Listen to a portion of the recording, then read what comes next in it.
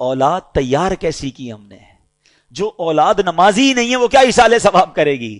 جو اولاد قرآن پڑھنا ہی نہیں جانتی وہ کیا ایصال ثواب کرے گی؟ جس اولاد کو نیکی کرنے کا شوق ہی نہیں ہے وہ آپ کو کیسے ایصال ثواب کرے گی؟ اگر باپ بھی نمازی تھا، بیٹا بھی نمازی تھا، بیٹی بھی نمازی تھی، گھر میں قرآن خوانی ہوتی تھی، رمضان کے روزے رکھے جاتے تھے، شب برات اور شب جناب قدر وغیرہ بڑی راتوں میں عبادتوں کا سلسلہ تھا، تو جب باپ مر بھی جائے گا اولاد کو یاد آئے گا آج بڑی رات ہے، عبادت کی رات ہے، چلو والد کی قبر پر چلتے ہیں، چلو اسے کچھ ایصال ثواب کرتے ہیں، آج جمعرات کی رات ہے ابو کو یاد کرتے ہیں۔ ہم نے اولاد کیسی تیار کی ہے؟ یہ سوال بنتا ہے۔ پیارے آقا فرماتے ہیں کہ جو اپنے ماں باپ کی طرف سے حج کرے، ماں باپ کی طرف سے تو حج ادا ہو جائے گا، حج کرنے والے کو مزید 10 حج کا ثواب ملے گا۔ یعنی ہمارا بھی لاٹری ہے نا، ماں باپ کو تو ثواب ملے گا ہی ملے گا، ملٹی پلائی بائی ہو کر 10 ہمیں بھی ملے گا۔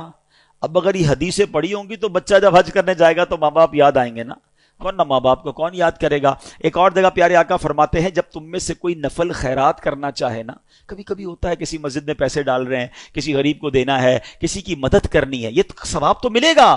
آقا فرماتے ہیں اپنے ماں باپ کی طرف سے کرے۔ کیا خوبصورت شریعت ہے، کیا پیاری تعلیمات ہیں۔ صدقہ خیرات تو کرنا ہی ہے نا، کہ نیت کر لو یہ ماں باپ کی طرف سے ہے۔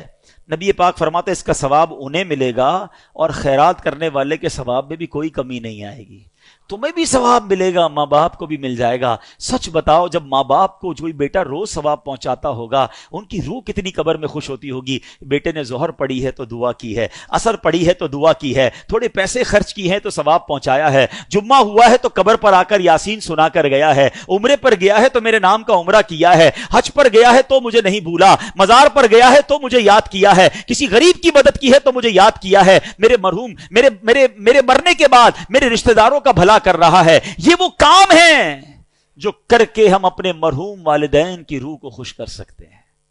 اور وہ بیٹا جو نماز نہ پڑھتا ہو، وہ بیٹا جو لوگوں کے ماں باپ کو گالیاں دیتا ہو، لوگ اس کی وجہ سے اس کے ماں باپ کو گالی دیتے ہوں، بتاؤ ان کے ماں باپ کی روح کتنی ان سے ناراض ہوگی۔